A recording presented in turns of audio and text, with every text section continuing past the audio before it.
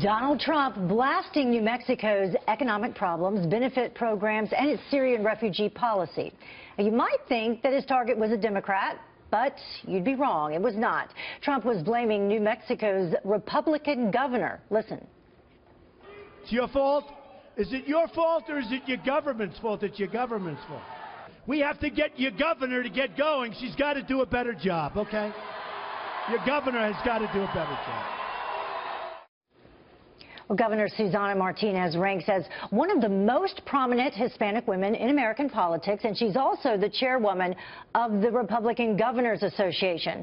Trump's comments against her reigniting questions about whether he can actually unify the GOP. So let's talk about this with Howard Kurtz, Fox News media analyst and host of MediaBuzz. Hi, Howie. Hey, Heather. So how is the media handling this? Well, by accusing Donald Trump of slash and burn tactics, and it is a bit mystifying that he would go out to New Mexico, but here's a guy who, according to the polls, needs help with women, needs help with Hispanics, and take on the nation's first female Hispanic governor, who happens to be a Republican. By the way, in that speech, he also talked about Mitt Romney walking like a penguin. He went after Bill Kristol, the editor of the Weekly Standard, as a loser. So these are people, not Kristol, but others who, like Martinez, who has criticized Trump on immigration, to be sure, but rather than trying to mend fences with her, he still seems to be in attack mode, like when he was running against 16 other Republican candidates. Yeah, and all of those individuals you just mentioned, Jeb Bush, Bill Kristol, Newt Gingrich even, and then Marco Rubio, they all came out later on Twitter and posted comments supporting Susana Martinez.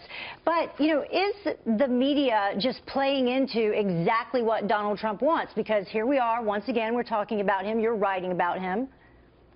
Oh, yeah. I mean, this guy knows how to drive a news cycle, and maybe he likes this news cycle better than the last one, where he drew a lot of criticism for bringing up the 1993 suicide of former Hillary Clinton pal and White House aide Vince Foster. But here's the thing. It has revived the criticism that Donald Trump may lack the discipline to not go after every slight every time somebody pokes him in the eye. He doesn't have to poke back now that he's the nominee officially or unofficially. And, of course, you know, he needs to act presidential. But there's a counter-argument here, which I have some sympathy for, which is this is how Donald Trump got to the point where he has clinched the Republican nomination, by being pugilistic, this New York street fighting style. And if he goes after even people in his own party, it doesn't help Republican unity, but it probably helps the Trump brand of independence. And the bottom line question here is, can he unify Republican rank-and-file voters? The polls show many of them are now coming around to Trump, even though they may have preferred other candidates.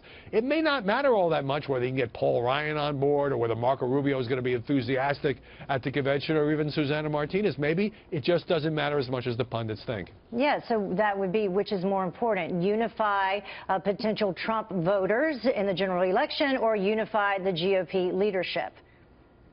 Yeah, well, this is a guy who has run against the GOP leadership, and I think maybe he's having trouble getting out of that mode. You know, he's going through the famous pivot that all nominees do, where you play to your party's base, and then you win, and then you try to move toward the middle. And some issues he has done that. But it seems like he can't help but lace up those boxing gloves and take some jabs, even at other Republicans who have been critical of him.